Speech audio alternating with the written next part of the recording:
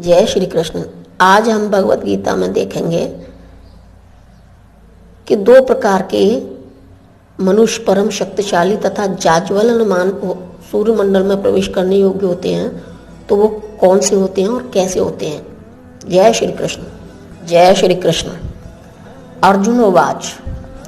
अर्जुन ने कहा, हे कृष्ण, इस प्रकार युद्ध की इच्छा रखने वाले अपने मित्रों तथा संबंधियों को अपने समक्ष उपस्थित देखकर मेरे शरीर के अंग कांप रहे हैं और मेरा मुंह सूखा जा रहा है। तात्पर्य, यथार्थ भक्ति से युक्त मनुष्य में वे सारे सद्गुण रहते हैं जो सत्पुरुषों या देवताओं में पाए जाते हैं, जबकि अभक्त अपनी शिक्षा तथा संस्कृति के द्वारा भौतिक योग्यताओं में चाहे कितना ही उन्नत क्यों न हो, इन ईश्वरीय गुणों से विहीन होता है। अतः स्वजनों, मित्रों तथा संबंधियों को युद्ध भूमि में देखते ही अर्जुन उन सबों के लिए करुणा से अभिभूत हो गया जिन्होंने परस्पर युद्ध करने का निश्चय किया था। जहाँ तक उसके अपने सैनिकों का संबंध था, वह उनके प्रति प्रारंभ से दयालु था, किंतु विपक्षी दल के सैनिकों की आसन मृत्यु को देखकर वह उन सभी पर भी दया का अनुभव कर रहा था। और जब वह इस प्रकार सोच रहा था तो उसके अंगों में कंपन प्रारंभ हो गया और मुंह सूख गया। इन सबको युद्धाभिमुख देखकर उसे आश्चर्य हुआ। प्राय सारा कुटुंब, अर्जुन के सगे संबंधी उससे युद्ध करने आए थे। यद्यपि इसका उल्लेख नहीं है, किंतु तो भी सहज अनुमान लगाया जा सकता है कि न केवल उसके अंग कंप रहे थे और मुंह सूख रहा था, अपितु वह दयावश रुदन भी कर रहा था। अर्जुन में ऐसे लक्षण किसी दुर्बलता के कारण नहीं थे, अपितु हृदय की कोमलता के कारण थे, जो भगवान के शुद्ध भक्त का लक्षण है।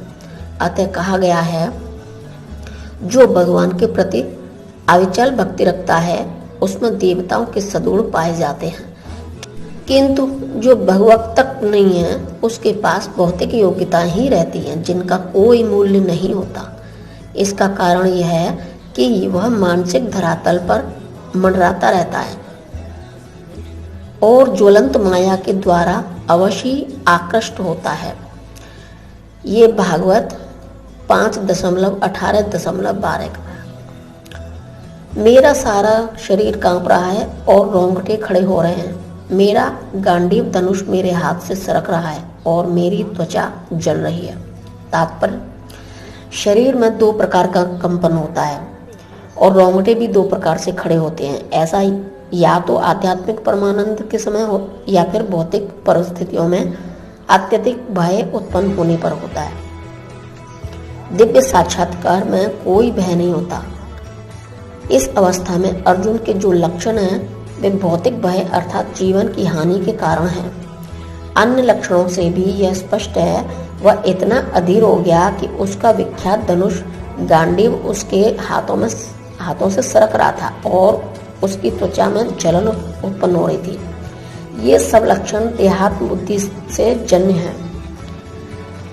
मैं यहाँ अब और अधिक खड़ा रहने में असमर्थ हूँ।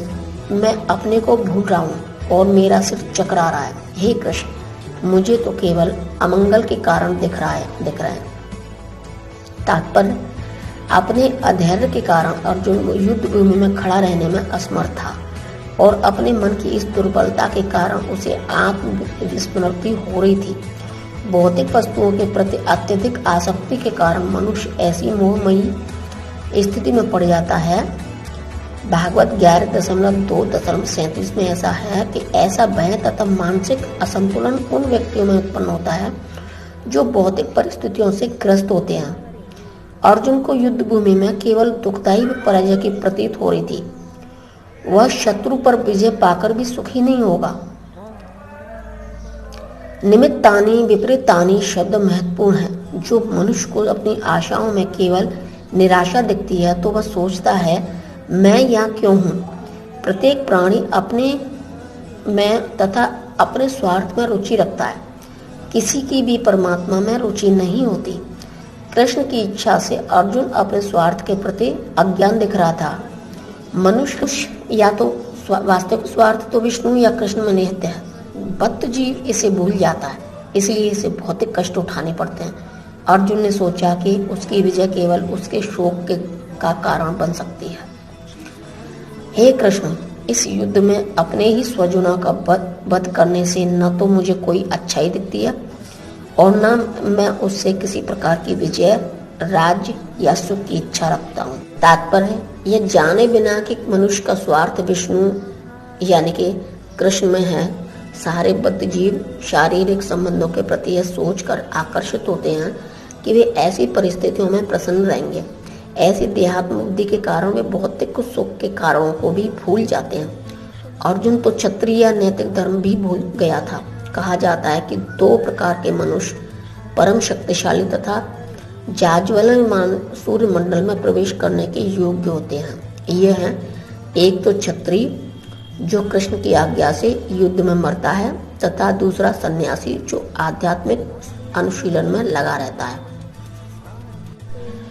2 प्रकार के मनुष्य परम शक्तिशाली तथा जाज्वल्यमान सूर्य मंडल में प्रवेश करने योग्य होते हैं। ये हैं, एक तो क्षत्रिय जो कृष्ण की आज्ञा से युद्ध में मरता है तथा दूसरा सन्यासी जो आध्यात्मिक अनुशीलन में लगा रहता है। अर्जुन अपने शत्रुओं को भी मारने से विमुख हो रहा है। अपने संबंधियों की बात तो छोड़ दें, वह सोचता है कि स्वजनों को मारने से उसे जीवन में सुख नहीं मिल सकेगा, अतः वह लड़ने के लिए इच्छुक नहीं है। जिस प्रकार के भूख न लगने पर कोई भोजन बनाने को तैयार नहीं होता, उसने तो वन जाने का निश्चय कर लिया है, जहां वह एकांत में निराशापूर्ण जीवन काट सके।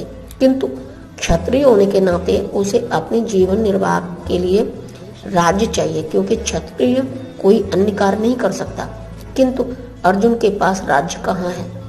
उसके लिए तो राज्य प्राप्त करने का एकमात्र अवसर है कि अपने बंधु बांधवों से लड़कर अपने पिता के राज्य का उत्तराधिकार प्राप्त करे, जिसे वह करना नहीं चाह रहा।